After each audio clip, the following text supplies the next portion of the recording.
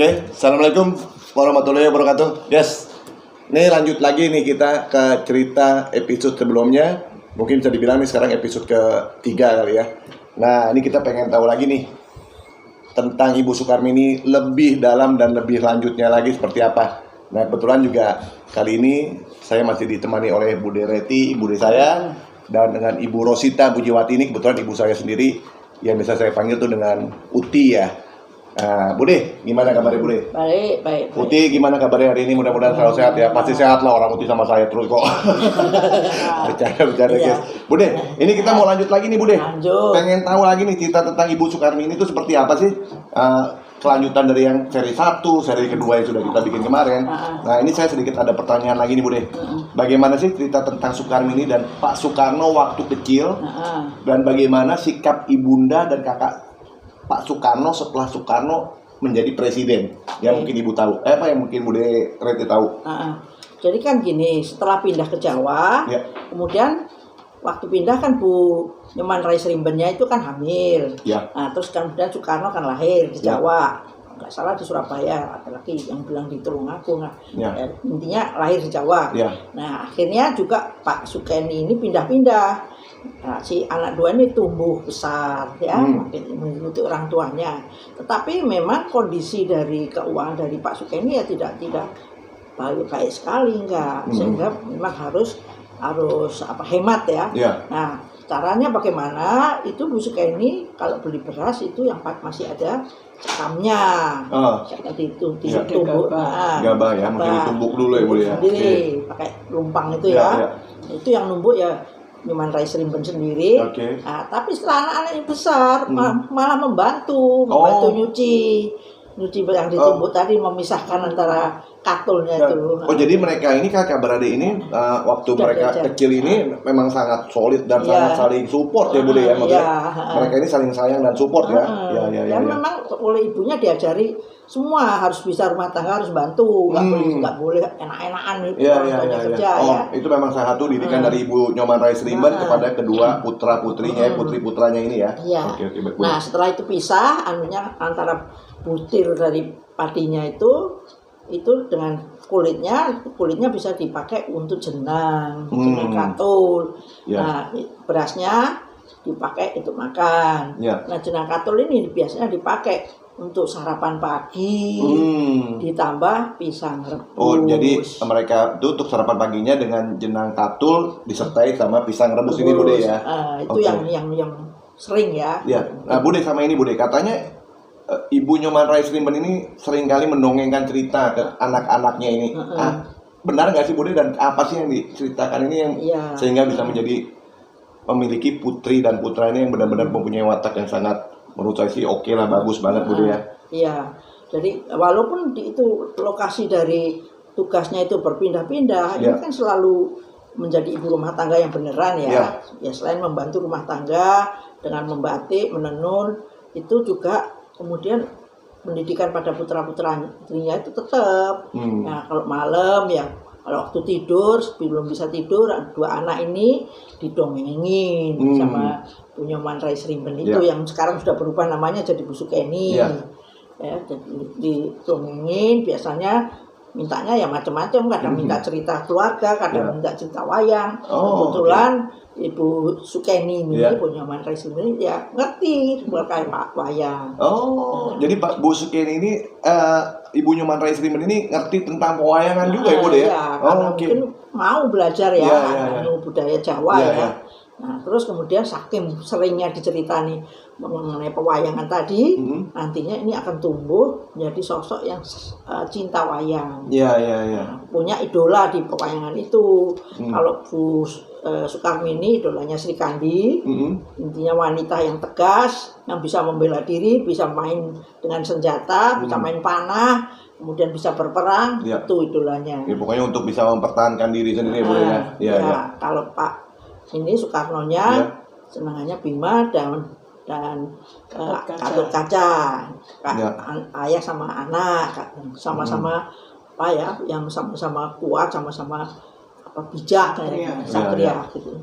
Itu intinya. Intinya ya mereka ini memang dari kecil udah dididik bersama dan Ibu Ida Ayu Nyoman ini memang benar-benar nih guys, bisa dibilang ya perempuan-perempuan hebat lah ya. Ya seperti kedua orang tua yang ada di depan saya ini, Amin. saya anggap ini adalah perempuan-perempuan hebat yang memang bisa kita jadikan contoh untuk anak-anak muda khususnya yang perempuan ini harus bisa semangat, harus bisa mandiri, cerdas. Pokoknya kalian pasti bisa lah untuk mengikuti jejak-jejak orang-orang tua ini. Gitu Bude. Amin. Nah Bude, nih pertanyaan selanjutnya lagi Bude. Bagaimana cerita Ibu Sukarmini menikah dengan Pak Pugu Rekso Atmojo? Menurut Bude itu seperti apa sih? Ya. Nah, pada satu kesempatan itu Pak Sukeni di dinas di Mojokerto kalau nggak salah ya, ini berkenalan dengan Pak Pugu. Ya, Pak Sukeni dinas di Mojokerto kenal dengan Pak Pugu. Si Bu Sukarmininya. Bu Sukarmininya, oke. Akhirnya ya kedua orang ini kemudian menjadi jatuh cinta dan menikah. Nah, si Pak Pugunya ini itu bukan orang yang masih sembarangan atau nggak punya kerjaan, enggak, jabatannya udah tinggi, sebagai kepala pengairan Jawa Timur, wilayahnya luas. Jadi Pak Pugu Rekso Atmojo ini sebagai kepala pengairan Jawa Timur pada saat itu Bude. Itu besar sekali wilayah yang mereka yang Pak Pugu pegang ini ya. Oke. Dan itu dapat fasilitas sama dengan pegawai di Belanda. Iya, karena memang Pak Pugu pada saat itu kerja pada Belanda ya, Bude kan. Iya. Makanya dia bisa mendapatkan fasilitas anaknya bersekolah di HBS dan segala macam. Bukan Bung Karno-nya, bukan dia. Belum. Ini menyekolahkan Bung Karno-nya. Iya. Nah, apalagi tuh Bude yang mungkin. Kemudian di situ juga mulai lahir kan anak-anaknya dari Bu Sukarmini dengan Pak Pugu. Nih yang perlu kita tahu nih guys. Nah, Bude, kalau boleh tahu anaknya Ibu Sukarmini dan Pak Pugu Rekso Atmojo ini berapa sih Bude? Anaknya 4. Anaknya 4. Nah, itu siapa aja Bude? Yang pertama Sukonyono. Yang pertama Sukonyono, yang kedua Suyoso Pugu, yang ketiga Sukartini. Yang keempat Suharsono. Nah, Bude, nih kau boleh tahu. Dari yang anak pertama Bapak Sukonyono ini mempunyai berapa putra putri sih Bude? Jadi maksudnya cucu dari Ibu Sukarmini yang dari Pak Sukonyono. Nah, itu ada berapa putra putrinya Bude? Ya, jadi putra putri dari Bu Sukarmini dengan Pak Pugu itu ada 4. Yang nomor 1 Pak Sukonyono. Pak Sukonyono ini menikah dengan Ibu Kadaria. Punya putra putri 5 orang. Jadi cucu Ibu Sukarmini dari Pak Sukonyono ada 5 nih cucunya Bude. Itu siapa aja Bude? 1 Satria Sukananda. Pertama Insinyur Satria Sukananda. Sudah almarhum Bude. Kemudian yang kedua Dr. Bambang Sukaputra.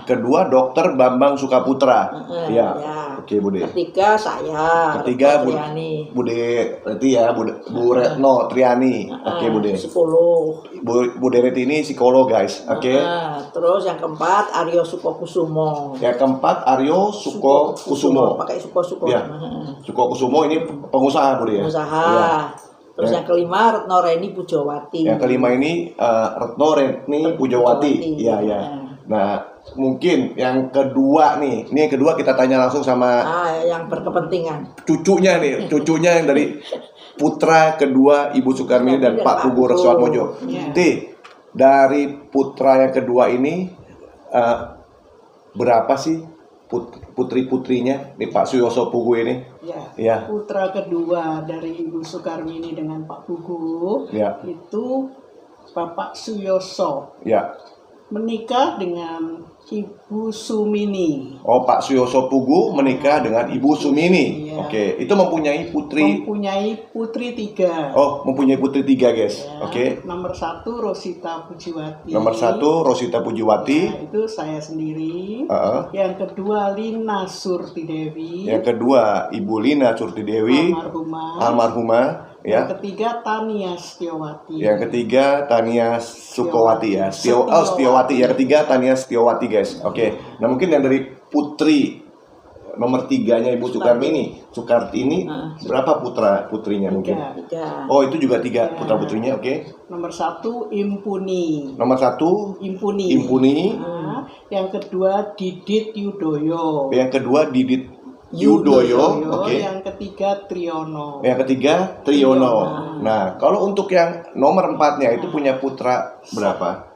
Yang keempat namanya Pak Suharsono. Oh ya, putra keempat Pak Suharsono, oke. Mempunyai hanya 1 anak. Mempunyai 1 putra laki-laki. Namanya Mulyono. Namanya Pak Mulyono, oke. Nah, kita lanjut lagi Bude nih. Gimana tuh Bude tadi tuh ceritanya lanjutnya? Kan kaya ini ya, berada dengan menikahnya Bu Sukarmini dengan Pak Pugu, terangkatlah ekonominya, jadi merasa terbantu ya. Nah, kemudian karena punya fasilitas, makanya bisa mensekolahkan Bung Karno di HBS. Sekolah menengah khusus untuk orang Belanda. Pada saat itu budaya itu memang diperkhususkan untuk orang-orang Belanda. Kalau nggak salah tempatnya itu di SMA yang kompleks itu di Surabaya di Wijaya Kusuma itu loh. Oh, jadi di kompleks yang kecil itu di situ kalau nggak salah dulu tempatnya. Ya sudah disekolahkan, kemudian karena pisah ini orang tuanya pindah ke Blitar, Pak Sukeninya, terus Pak Pugunya di Mojokerto. Nah ini dipondokkan di Surabaya di rumahnya HOS Cokro Aminoto.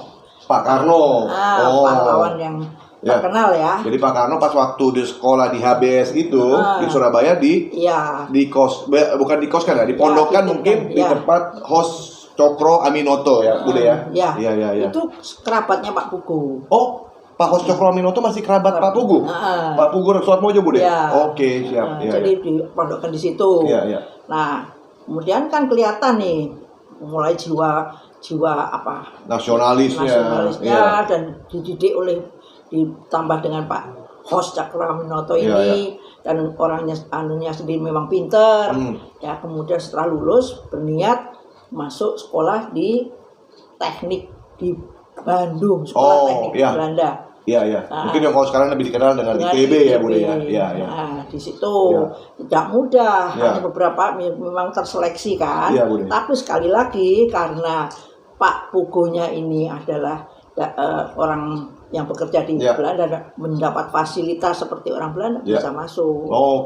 Jadi karena Pak Pugu Suatmojo ini memang dia menduduki jabatan yang bekerja di Belanda dan akhirnya bisa memiliki fasilitas itu ya Bude ya. Hebatnya ini yang ITB itu sekolah pendidikan teknik tinggi yang pertama dan terbesar di Hindia Belanda. Oh, pada saat itu Bude. Hebat. Iya, nggak bakal semua orang bisa masuk. Iya, betul Bude.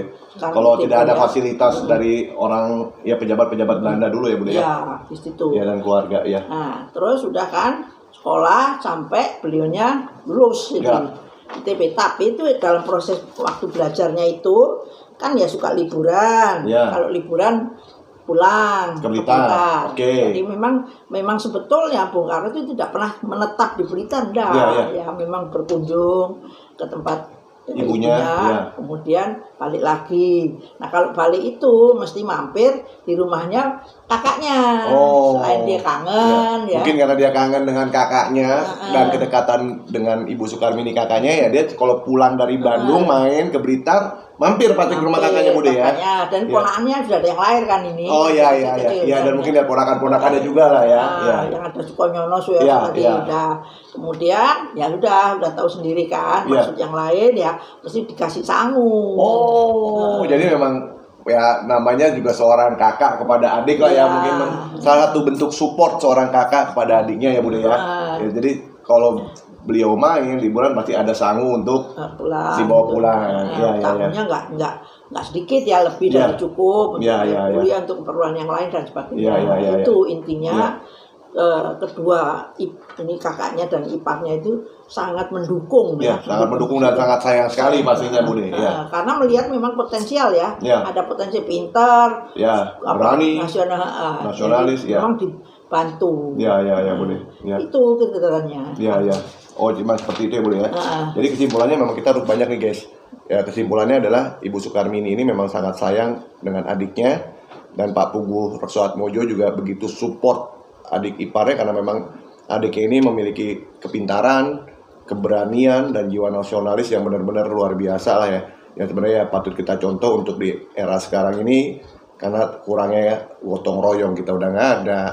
Terus untuk kita bicara kebangsaan juga udah agak susah ya mungkin ya. Karena saya lihat di Gen Z, bukan di Gen Z aja sih mungkin di kehidupan kita sehari-hari ini banyak yang sudah meninggalkan itulah Bu Dela. Ya, sejarah-sejarah ini. Mengangkat sejarah. Ya, dan mungkin ya dari cerita-cerita ini bisa ada sedikit nilai sejarah yang bisa kita pahami, yang mungkin juga dulu nggak pernah diangkat dan nggak pernah mungkin ada yang dengar ya. Ada yang tahu. Iya, belum ada yang tahu Bude, ya kan? Cerita sejarah ini gitu kan. Oke, kalau begitu Bude, ya,